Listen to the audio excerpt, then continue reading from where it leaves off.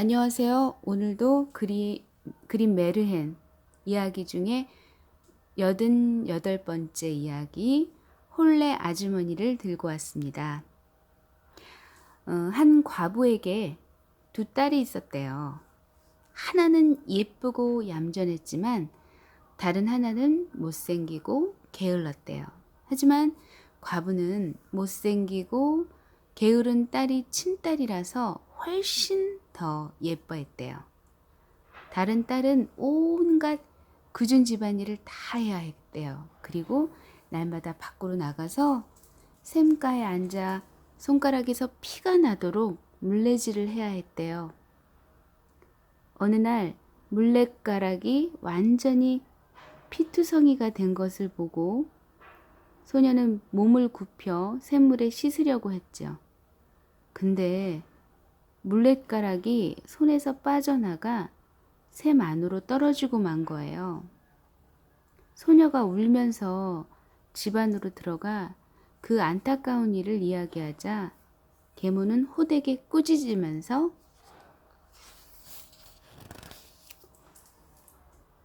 인정머리 없이 말했대요.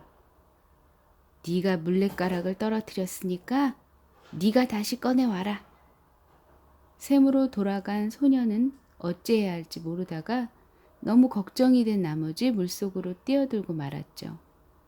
그런데 다시 정신을 차리고 보니까 햇빛 환하고 수많은 꽃이 피어있는 아름다운 풀밭 위에 누워있는 것이 아니겠어요?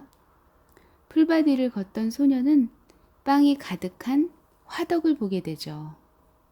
빵이 소리쳤어요. 아, 나를 꺼내주세요. 나를 꺼내주세요. 안 그러면 다 타버릴 거예요. 여기서 너무 오래 구워지고 있었어요. 소녀는 얼른 가서 빵을 모두 꺼내줬죠.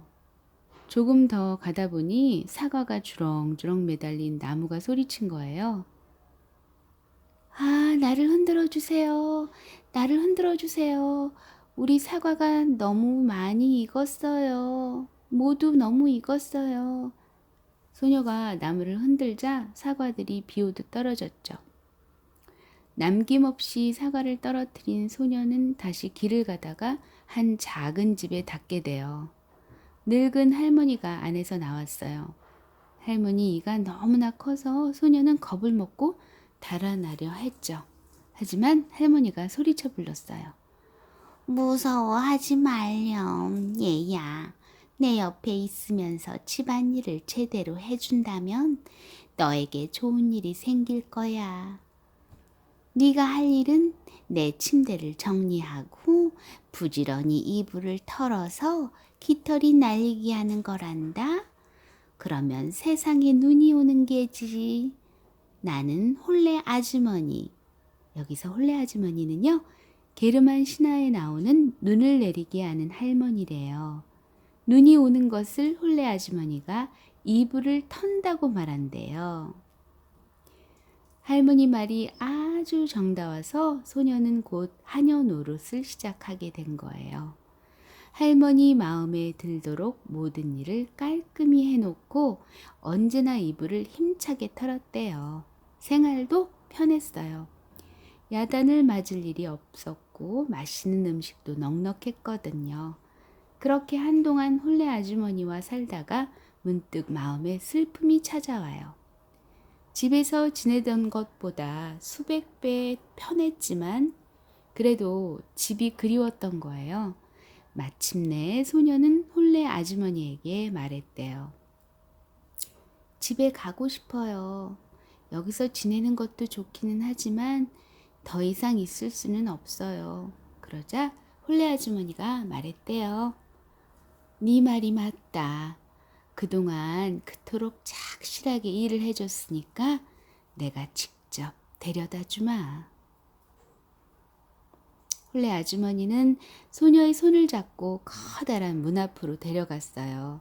문이 열리고 소녀가 지나가자 갑자기 금이 우수수 쏟아지면서 모두 소녀의 몸에 달라붙어 온몸이 황금으로 뒤덮이게 된 거예요. 열심히 일해줬으니 그건 모두 네가 가져도 된다. 홀레 아주머니가 말하더니 샘에 떨어진 물레가락도 주었어요. 그런뒤 문이 닫혔고 소녀는 어느새 집에서 멀지 않은 곳에 서 있었죠. 마당으로 들어가자 샘가의 수탉이 외쳤어요. 꺾기요. 우리 황금 아가씨가 다시 오셨다. 소녀는 계모에게 갔죠. 온몸이 황금으로 덮였으니 대환영을 받았겠죠? 어떻게 그런 부자가 되었는지 이야기를 들은 계모는 못생기고 게으른 친딸에게도 그런 행운을 마련해주고 싶었던 거예요. 그래서 못생긴 딸도 샘가에 앉아서 물레를 돌려야 했죠. 게으른 소녀는 일부러 손가락을 찌르고 가시덤불에 손을 마구 찢어서 피를 내서는 물레가락에 묻혔어요. 그런데 물레가락을 샘물에 던지고 자기도 뛰어들었어요. 소녀도 아름다운 풀밭으로 와서 같은 길을 간 거죠. 화로에 오자 빵들이 소리쳤겠죠? 아, 나를 꺼내주세요. 나를 꺼내주세요. 안 그러면 다 타버릴 거예요. 여기서 너무 오래 구워지고 있다고요. 하지만 게으른 소녀는 대답했대요. 그랬다가는 내가 더러워진단 말이야. 그러고는 계속 길을 갔어요. 곧 소리치는 사과나무가 나왔어요. 아, 나무를 흔들어 주세요. 나를 흔들어 주세요. 우리 사과가 모두 너무 익었어요. 하지만 게으른 소녀는 대답했대요. 무슨 소리야. 사과가 내 머리에 떨어지면 어떡하라고. 그러면서 계속 길을 갔죠. 홀레 아주머니 집에 온 소녀는 커다란 이에 대해서 이미 들었던 터라 무서워하지도 않고 바로 하녀로 일하게 돼요. 첫날은 열심히 일하면서 홀레 아주머니 말을 고분고분 들었대요. 나중에 받게 될 수많은 금을 생각했으니까요. 하지만 둘째 날부터 벌써 게으름을 피기 시작하더니 셋째 날은 더했습니다. 그 다음부터는 아침에 아예 일어나려고 하지도 않았어요. 홀레 아주머니 침대 정돈도 엉망으로 했고 이불을 털지도 않아서 깃털이 날리지도 않았어요. 홀레 아주머니는 금세 지겨워져서 게으른 소녀에게 일을 그만두라고 말했죠.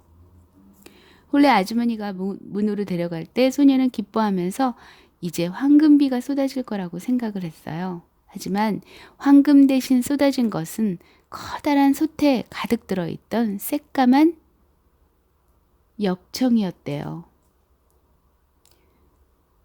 너 일한 데 대한 대가다. 홀레 아주머니가 말하고 문을 닫아버렸어요. 소녀는 역청투성이가 되어서 집으로 돌아왔고 역청은 평생 지어지지 않았답니다. 샘가에 있던 수많은 소녀를 보고 이렇게 외쳤죠. 꺾기요! 우리 역청 아가씨가 다시 오셨다. 근데 여기서 역청이라는 어려운 말을 썼는데요. 잿가루라고 보시면 돼요. 근데 이 잿가루가 제가 알기로는 잘 안 떨어지는 거예요. 굉장히 독해서. 그래서 역청이라는 표현을 썼을 거예요. 오늘의 이야기 여러분이 들으셨을 때 어떠셨는지 모르겠어요. 저도 약간 찔리는 부분이 없잖아 있었어요. 사람은 자기 습대로 살아가잖아요. 저도 그렇게 부지런한 사람이 아니어서 간혹 저의 예전 좋았던 습관들을 깜빡하고 다시 예전의 본 모습으로 돌아올 때가 있거든요. 오늘 같은 경우가 딱 그런 날이었습니다. 충분히 잠을 자고 늦게 일어났거든요.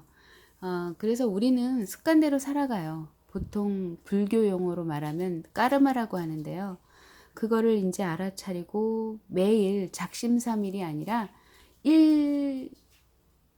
작심 1일, 그러니까 매일매일 다시 새롭게. 그래서 일신의신하는 그런 날이 되셨으면 좋겠습니다. 오늘도 저는 내일을 기다리면서 내일 일찍 일어날 것을 약속하면서 접겠습니다. 여러분도 행복한 하루 되시고요.